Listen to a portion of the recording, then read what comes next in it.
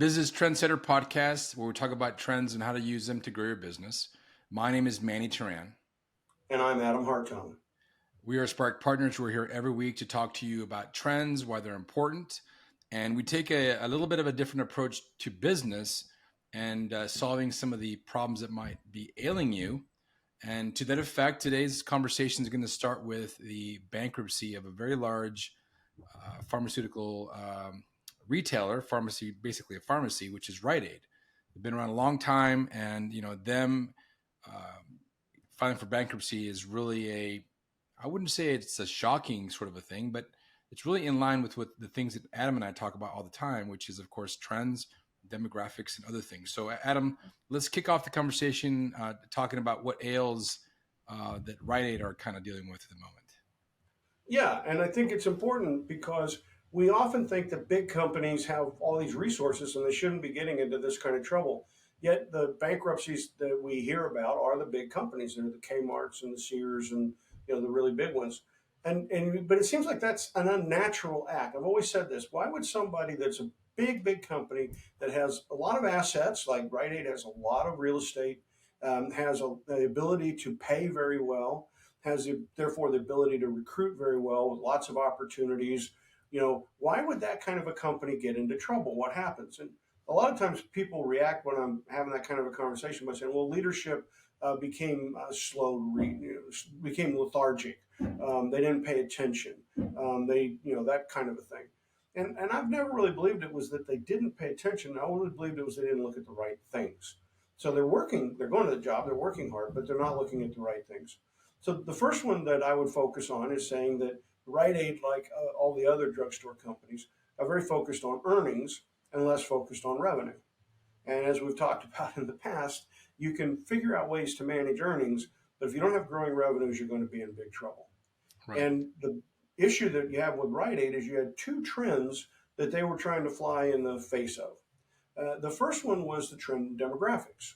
And you look at it and you say, okay, people are getting older. The population base is aging, right? And it is true that older populations consume more drugs than the younger populations.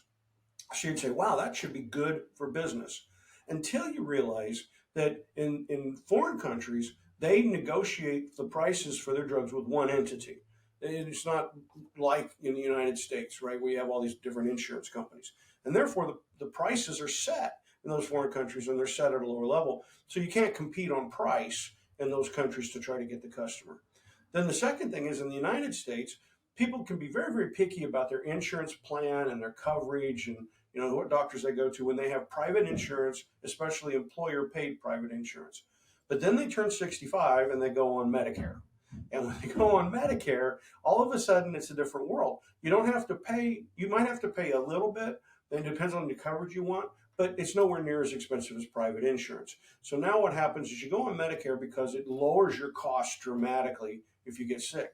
But when you buy drugs on Medicare, that's controlled. That's price controlled. And now what happens is the Medicare, they want you to buy from the lowest cost provider. And so even though the demographics look like they would favor the drugstores, it actually hurts them because the aging population moves out of private insurance where the profit really is for these drugstores. And then they run headlong into a competitive difference, and that's electronic commerce. And it may sound boring, but we've been in this growth of electronic commerce for 30 years, and it just keeps growing. And in pharmaceuticals, people can say if they have a lot of people think of a pharmaceutical or a drugstore as being, hey, I get sick, I go get some antibiotics. But the majority of drugs that are sold to people are something that you take for an ongoing condition. You have a heart condition, or you have a diabetic condition, or you have some other kind of condition, and you are taking the drug consistently on a regular basis. And for that, mail order, often you can sign up and they will ship you the drugs you need in the timeline in which you need them. And so now you have a convenience factor. And the second thing is Medicare wants you to buy that way. And increasingly, even private insurers are saying you have to buy that way. So they had two big trends that they were trying to fight against with these stores. So what was the outcome? Well, we got to the pandemic and people, as you know, shifted and purchases through brick and mortar retail went down. We came back from the pandemic. What happened was very, very dramatic. So when was the last time you went to, say, a Walgreens or a CVS or a Rite Aid? I went to Walgreens yesterday, as a matter of fact. So when you were in your store, was it in the Tucson area? Yeah, I was in the Tucson area. Okay. So how did the store appear from, like, when you looked at the shelves? Were the shelves well stocked? Were they fully stocked? Was there a large selection of product? Did it seem like the drugstore you would have gone to 10 years ago, or did you notice a difference? Well, I would say that there's been a shift in Walgreens in particular, offering more than just prescription drugs and Tylenol and all that. I mean, you can buy sunglasses there, you can buy flip flops, you can buy booze. And I think they're trying to broaden their horizon. And also, if you think about other competitors like Walmart now has a pharmacy, Target has a pharmacy. It's really changed the landscape in the last 10 years for sure.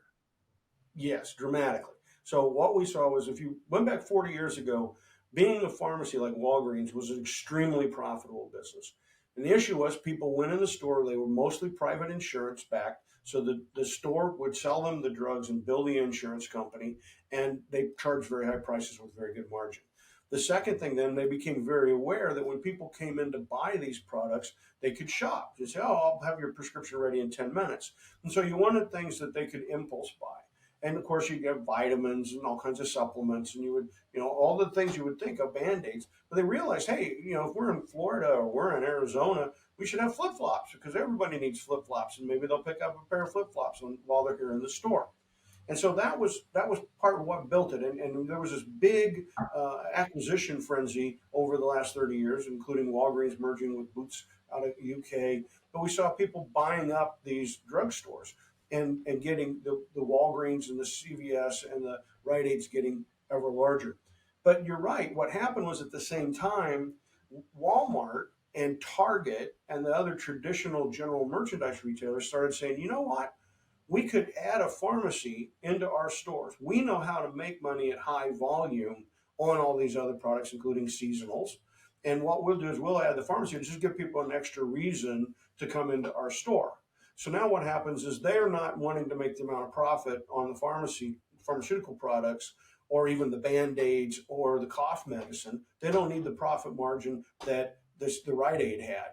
And they're adding that component. So now, as you said, not only are they competing with the e-commerce, but now they're finding themselves competing with Walmart and Target. Which then what happens is, they have a much, much larger selection. Their stores are much, much bigger. And the reality is, they have better buyers.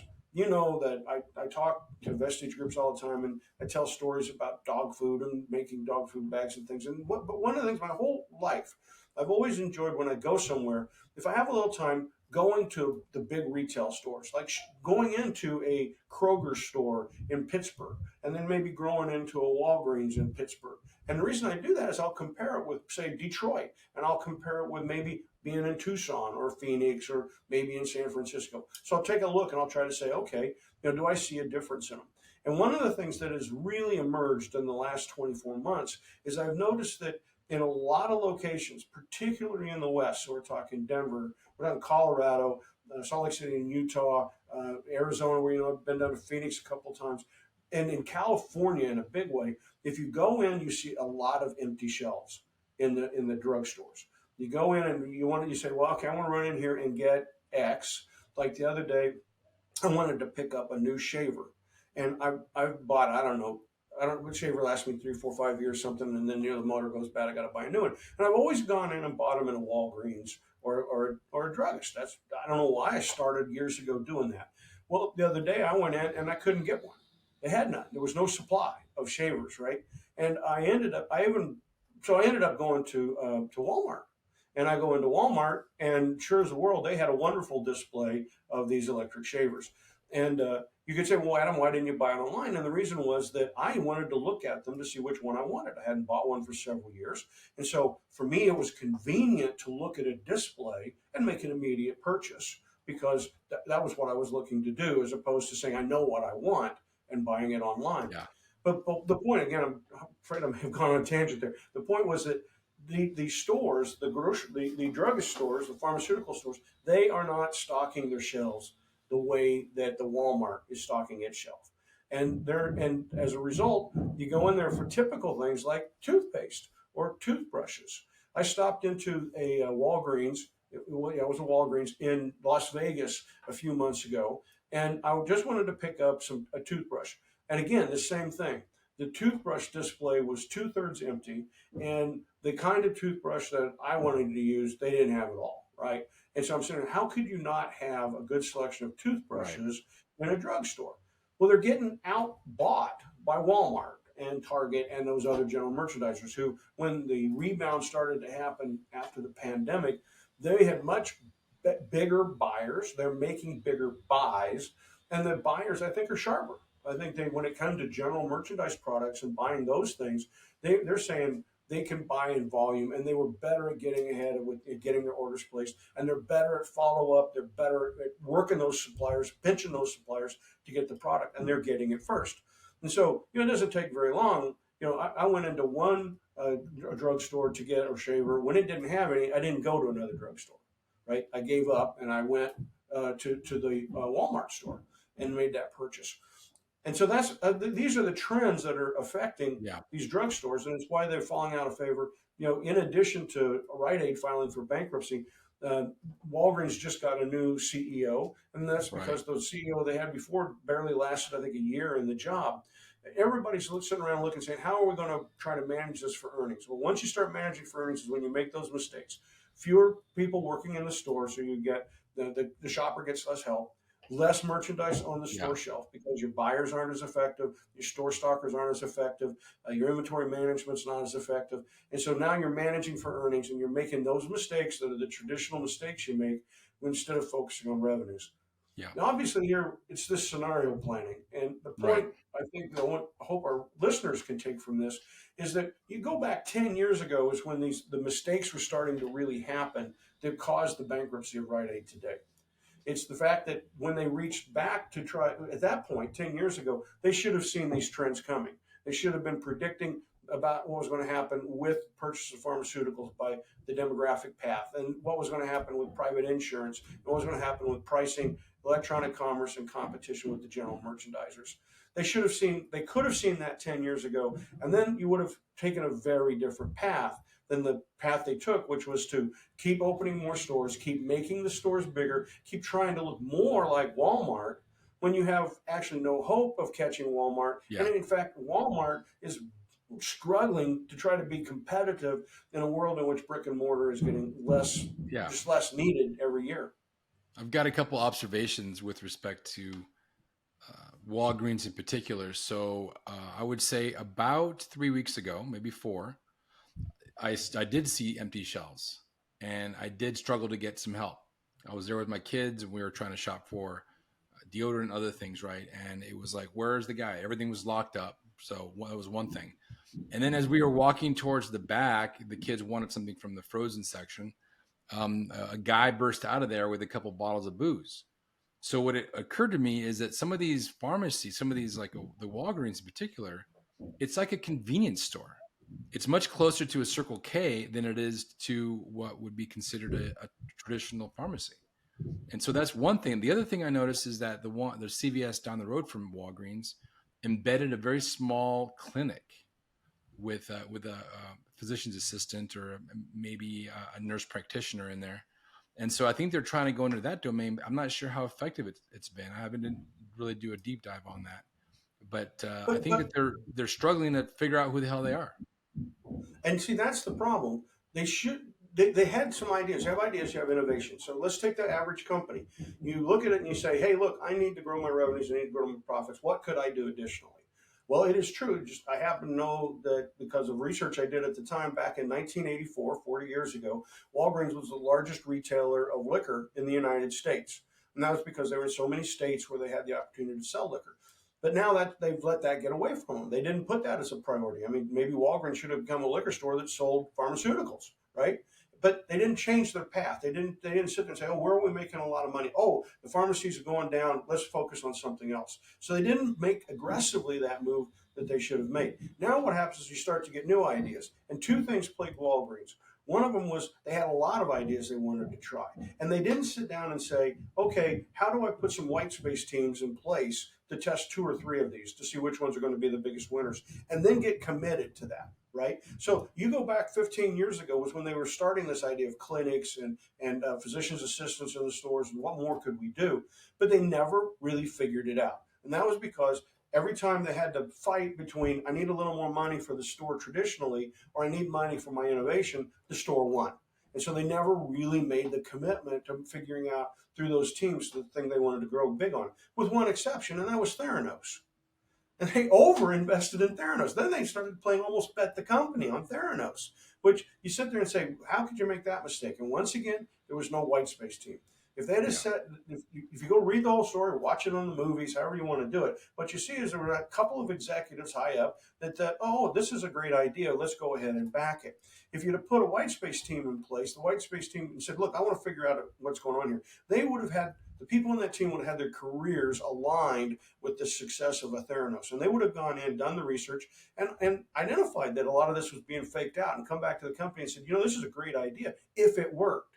But boss, it doesn't work. We can't get the evidence that it actually works. And there were a couple of lower level people in Walgreens, and again, this has all been researched and made public, who did try to tell the bosses that, but they didn't have any authority. And so they weren't like a white space team committed to trying to make this thing work. They were just people who were supposed to do an evaluation. When they reported to the top guys, hey, our evaluation is not coming in well, the top guys just said, wait, okay, well, we're committed to this. So again, lack of white space teams focused on your innovations. That was a really big problem for Walgreens. So they didn't, step one in their strategy, scenario planning, it could have predicted what was going to happen to the pharmaceutical side of the business. Then what else do we want to do? Walmart looked at that and they got big into groceries, right? Target looked at that, got big into groceries, and they also added pharmacies. But Walgreens didn't make the change. They didn't look and say, hey, maybe we're the largest seller of liquor in the United States. Perhaps we should put a lot of investment there. And they didn't put a team on it to evaluate. And then when the new innovations came along, same thing. Instead of setting up small teams with 3 or 4 people to say, how would we do this? How would we roll it out? How could it be successful? What would the pricing be? And then long-term, could it be profitable? The whole thing that we tell people to do with white space, they didn't do that. They said, oh, okay, here's an idea. Somebody, this is part of your business. You go figure out. And it was just part of somebody's assignment. So lack of using white space teams has been deadly, in particular to Walgreens. Yeah, and I think the white space team, or blank space team as we call it as well, is really a carefully crafted experiment with a fair amount of resources behind it, as well as a way to test it, the metrics, of course. And I think that they didn't go all in. I mean, when I think about going to urgent care, I mean, I've got 2 boys, they're getting sick, they're getting bruised up and all that. I don't think about going to Walmart. It's the last thing I do. I think about going to an urgent care. I have lots of friends that are doctors, and I've got cousins and such. So I make a phone call to them, but it's not my first line of defense. When I think about getting booze, if I'm going to get a wine or some like a nice gin or vodka, I don't think about going to Walgreens. So they kind of washed out their brand, and it's sort of like a general merchandise convenience store on steroids that happens to have a pharmacy bolted onto it. It's pretty sad. But like you said, chasing Walmart was a no-win situation. Netflix was advised after, when they had the DVD business, they were distributing the DVDs.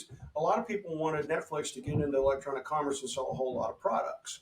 And they said, wait a minute, that would put us in a position of chasing Amazon, who's way ahead of us and really good at this. And I'd rather, we'll be more successful if we stay with our value proposition, which is entertainment. Will be more successful than trying to expand our delivery system to do something new. And again, what we see with Rite-Aid, CVS, and Walgreens, and I'm not have to pick, they're all the same, was that they didn't make that decision around how they were going to try to figure out the next thing that they were going to do, right? They didn't sit there and say, and so what they ended up doing was going after a Walmart, where they had no hope of winning that war. No hope. You're never going to catch Walmart on cost. You're never going to catch them on product availability. You're never going to catch them on any of that stuff. And so should you have gone that direction? No. But again, What if you just said, hey, we're really big in liquor. We're going to be much bigger. We're going to be, like you said, the convenience store or the bodega, right? Where you go for your cigarettes, your beer, your whiskey, and we're going to sell farms and, figure out what you could do with that. Again, no commitment to it. We'll figure it out. So now I doubt that they are the largest. Now that we have these bigger chains in some of these Western states, particularly like, you've got Benny's Beverage Depot in the Midwest that I think has like 60 or 80 stores. Total Wine, I think now has probably 100 or plus stores, and they're in big places, like Metro New York, San Francisco, LA, Yeah. Las Vegas, Phoenix. They got, they're selling huge volumes. And why didn't Walmart become Total Wine? Well, because they're historically tied to their sacred cow, which was the pharmacy, right? Yeah. Which we talked about sacred cows last week. So they let that sacred cows be something we can't challenge. So instead of going for where the head market was headed with all the sales of alcoholic products, they decided, nope, we got to stay here. And so they kept it. But again, I don't ever think of going to Walmart if I want to go get a bottle of vodka. I mean, You mean probably going to Walgreens? go to either, yeah, sorry. Well, I don't go to Walmart either.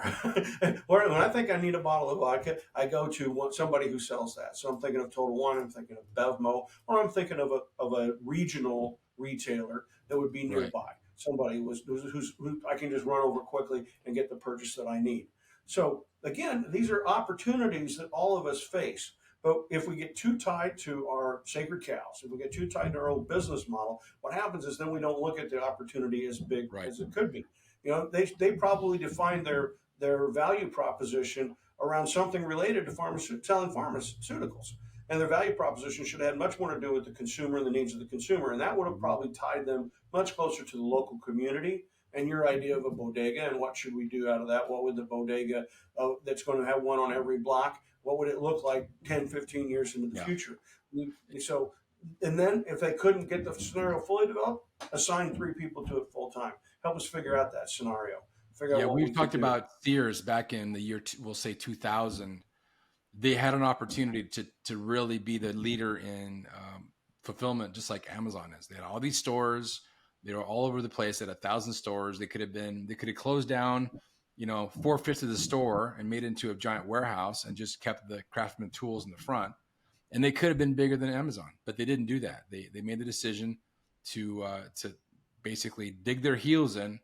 Well, damn it, we're the anchor store of a mall, right? We're not going to change. We've got all this property, and they made the mistake, and now they're gone. I mean, Sears is a rumor, it's gone. And I think it'll be interesting to see what happens with CVS and Walgreens going forward, and if they make any changes, or if it's just going to be a status quo. Yeah. I mean, it is an issue, and we beat this drum for good reason. One, look outside, look at the world, see what's happening, look at trends. Too many people running organizations look at how do I improve my value delivery system. So constantly they're trying to improve what they've always done rather than saying what's my real value proposition and how do I keep up with my customer. So that's just a really big mistake. We see it over and over. And I mean, I'll go back again to bed. You brought up earlier Bed Bath and Beyond. And so Bed Bath and Beyond, of course, famous bankruptcy that happened recently. What happened there was a very similar sort of demographic. First of all, a lot of the products you could buy at a Bed Bath and Beyond, you could get at a Target or a Walmart. So they didn't really have exclusives. They became a place you would go for some of those products because they were inexpensive, and that's okay. But the really other big trend again gets back again to demographics. The older people don't buy a new toaster oven every year or a new air fryer every year. They grew up using the oven in the house, or they spent 20, 30 years, raised kids, and boomers say, what's wrong with this product I've used all these many years? I don't need something else sitting on the counter. I don't need an air fryer. So they're not a big consumer. So you have the younger generation who's watching television, seeing the ads, and say, I need an Emerald rotisserie machine or whatever they saw. But the problem is they don't cook.